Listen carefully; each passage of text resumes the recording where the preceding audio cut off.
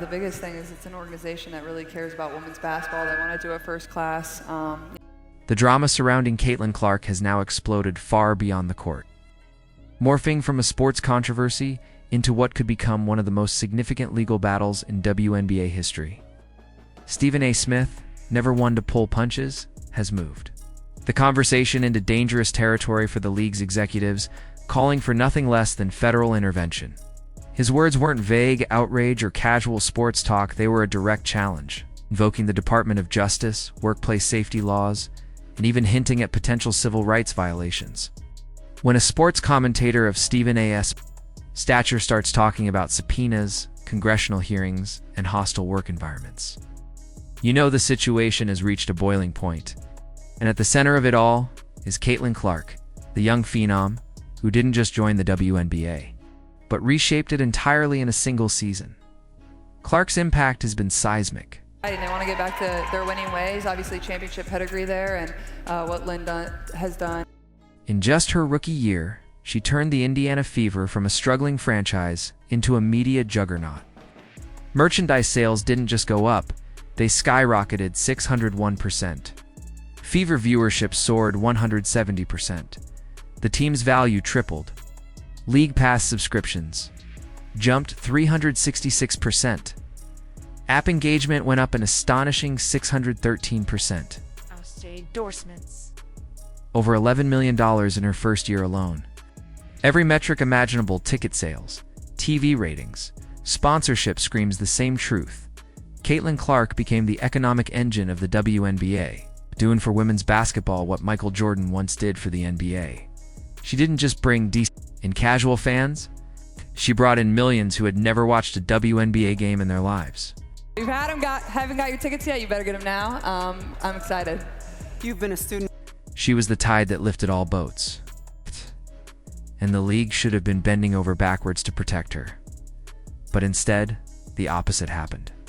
Clark became the league's most targeted player on the court, absorbing an unprecedented amount of physical punishment.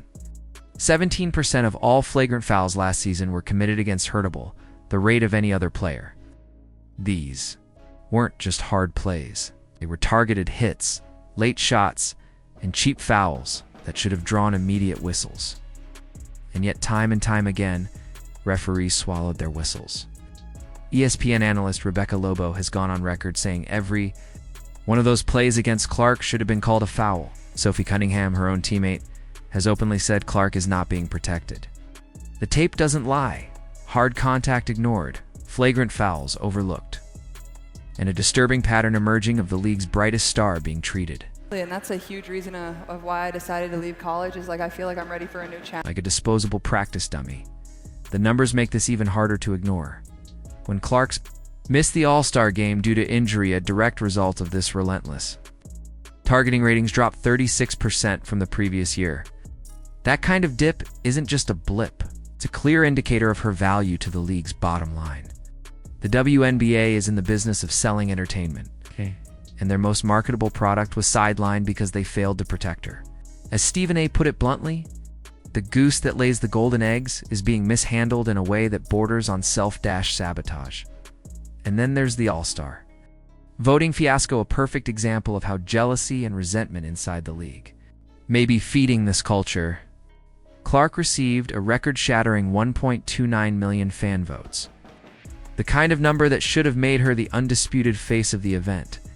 I think an easy thing, like as you start your journey as somebody that's a point guard, and I think it's the passing. Like I'm so lucky I get. But when player votes came in, she ranked 9th among guards. 9th. The disconnect couldn't be more obvious. Fans adore her, but her peers seem determined to downplay her impact. Dick Vitale called it pure jealousy, pointing out that many of the benefits current players enjoy, chartered planes, higher salaries, sold-out arenas, are a direct result of the attention Clark has brought. Yet instead of celebrating her, many appear to be actively working to diminish her. This is the toxic culture Stephen A. is now calling out, and it's why the conversation has escalated from basketball to law.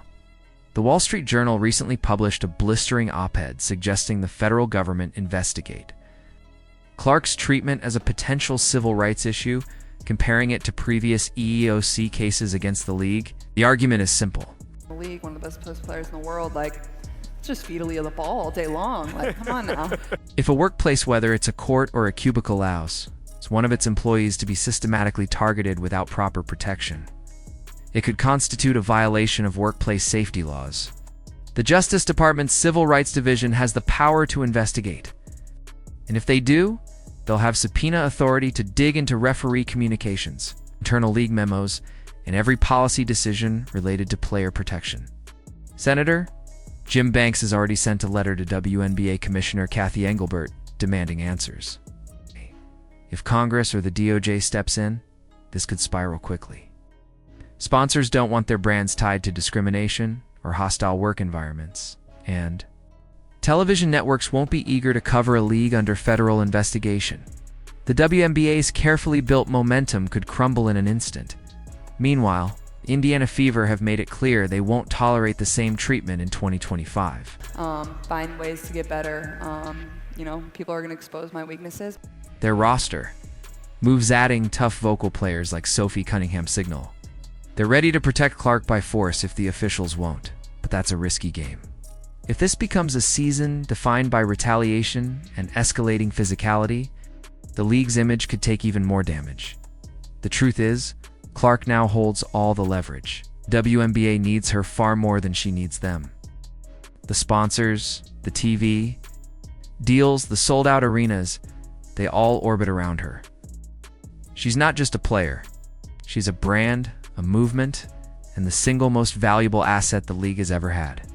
If the WNBA doesn't change course, if they don't put real protections in place and address the jealousy poisoning their locker rooms, they could lose her. And if that happens, the financial and reputational hit